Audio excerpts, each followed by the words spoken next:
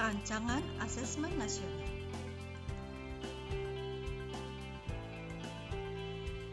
Apa yang menjadi latar belakang kebijakan asesmen nasional?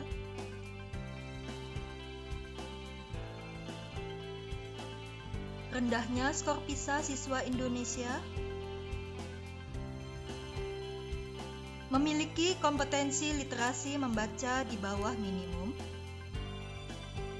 serta kelemahan siswa pada literasi matematika dan sains.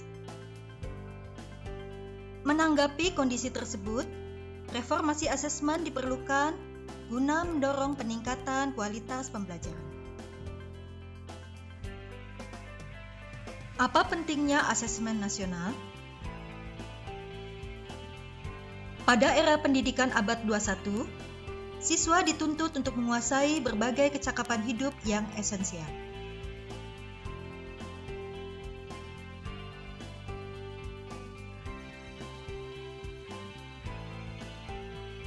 Bagaimana cara mengukur kompetensi tersebut?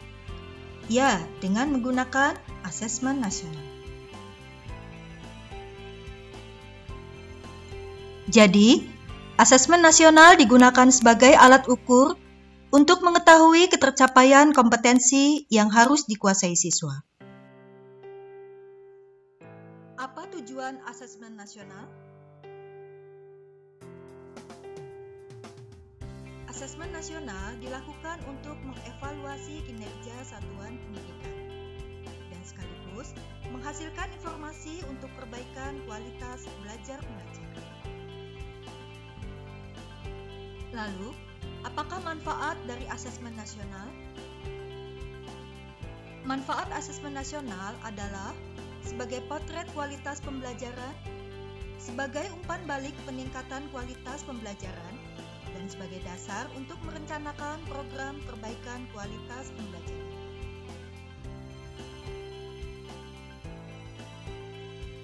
Kepesertaan asesmen nasional.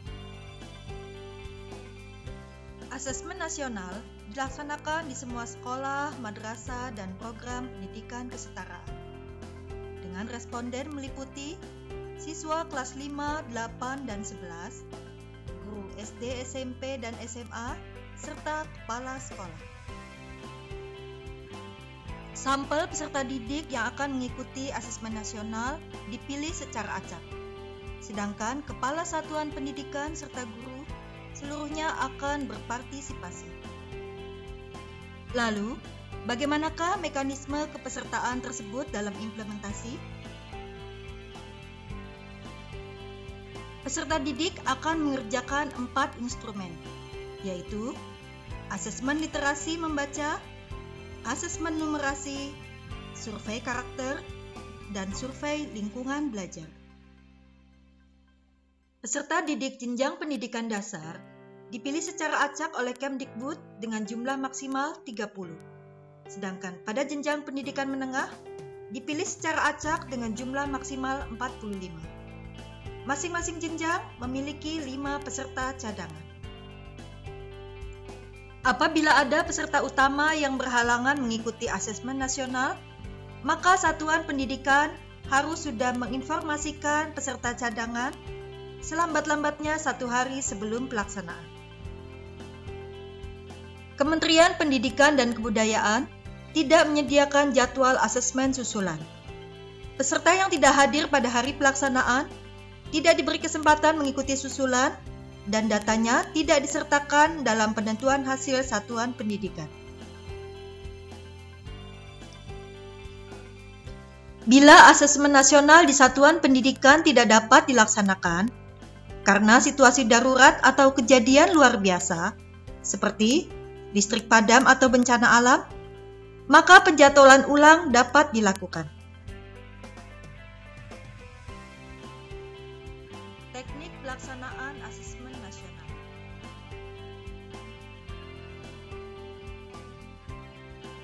Asesmen nasional meliputi asesmen kompetensi minimum atau AKM, survei karakter, dan survei lingkungan belajar.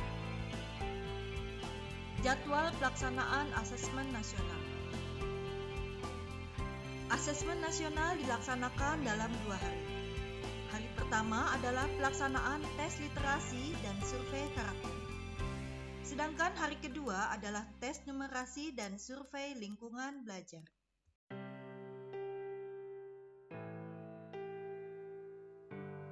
Asesmen kompetensi minimum atau AKM. AKM terdiri dari asesmen literasi membaca dan asesmen numerasi. Bentuk soal AKM diantaranya pilihan ganda kompleks, menjodohkan, isian singkat, serta uraian. Apa yang dimaksud dengan asesmen literasi membaca? Literasi membaca adalah pengetahuan dan kecakapan untuk membaca, menulis, menelusuri, dan mengolah informasi untuk menganalisis dan menggunakan teks tertulis untuk mencapai tujuan. Berikut ini adalah komponen AKM literasi membaca.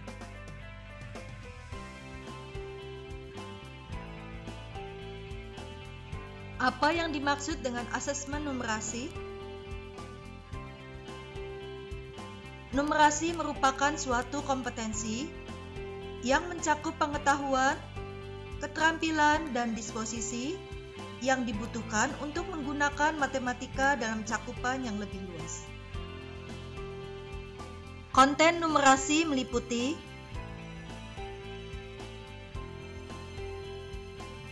bilangan, geometri, pengukuran, aljabar, data, serta peluang dan ketidakpastian. Survei lingkungan belajar.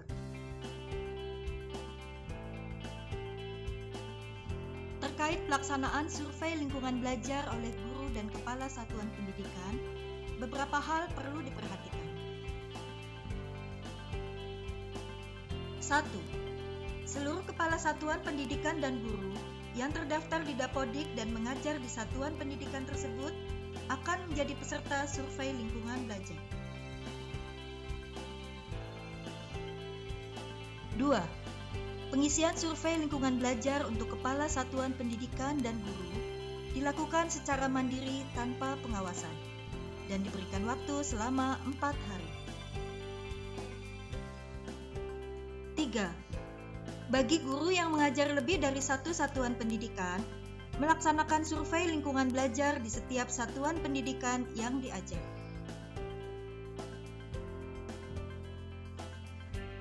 4.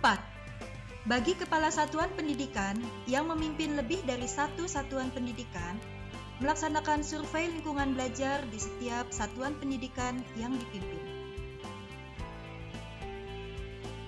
5. Bagi kepala satuan pendidikan yang berperan sebagai guru, maka akan mengisi survei lingkungan belajar baik sebagai guru maupun sebagai kepala satuan pendidikan. Sangat penting bagi setiap satuan pendidikan untuk mendapatkan potret yang utuh tentang kondisi pendidikan yang sebenarnya. Oleh karena itu, partisipasi aktif untuk melaksanakan asesmen nasional akan mendukung pendidikan di Indonesia. Mari kita sukseskan asesmen nasional. Demikian pembahasan kami tentang asesmen nasional. Semoga bisa bermanfaat. Saya Nurekawati mengucapkan terima kasih dan sampai jumpa lagi di lain kesempatan.